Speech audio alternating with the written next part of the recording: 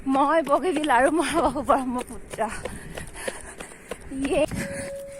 বগীবিল মোৰ এটা বহুত দিনীয়া সপোন আছিল, বগীবিলৰ ওপৰেদি দৌৰাৰ।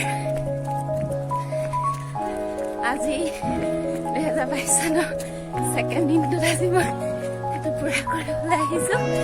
অকলে অকলে গোটেই কুঁৱলী। এয়া বেলি ওলাই আহিছে।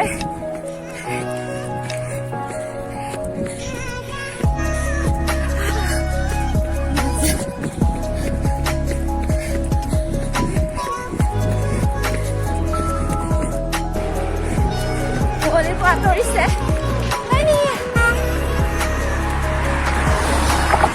বালিবোৰ ওলাইছে আৰু অলপ অলপ। মই প্ৰায় মাছ পাইছোহি। গছবোৰ অলপ অলপ দেখিছো।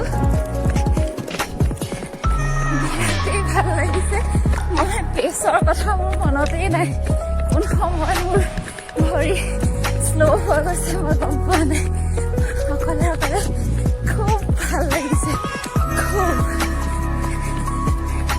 সেয়া মই বগীবিল আৰু মহাবাহু ব্ৰহ্মপুত্ৰ। এয়া পাহাৰ, এয়া পাহাৰ।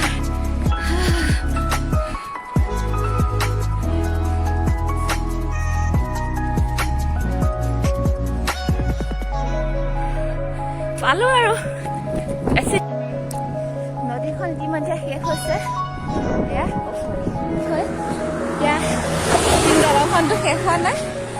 চেক পষ্টটো য'ত আছে মই তালৈকে যাম, কাৰণ তলৰ চেক পষ্টটোৰ পৰা মই ষ্টাৰ্ট কৰিছোঁ আৰু চেক পষ্টটো মই টাচ কৰি আহিম।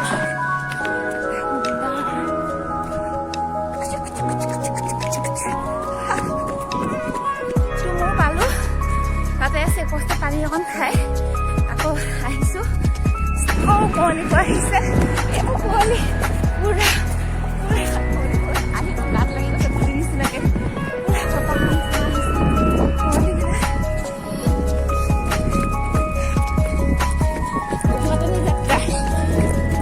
ফ্ৰেছ লাগিছে মোৰ।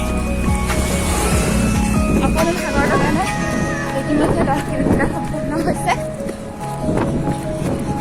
আচলতে মনটো যেতিয়া ফূৰ্তিত থাকে ন, তেতিয়া নহয় দেহৰ ভাগৰবিলাক ইমান একো নাই। কিন্তু ইয়াছ, আমি দেহটো কিহৰ কাৰণে কৰিব নালাগে, মন গ'ল বুলি আমি দেহাটোক আমি একদম কেয়াৰ ল'ব লাগে।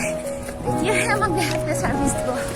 তেতিয়াহে আমাক আমি দেহাটোৰ প্ৰতি যেতিয়া ৰেছপনচিবল হ'ম, দেহাটো আমাৰ মনটোৰ প্ৰতি ৰেছপনচিবল হ'ব, তেতিয়াহে।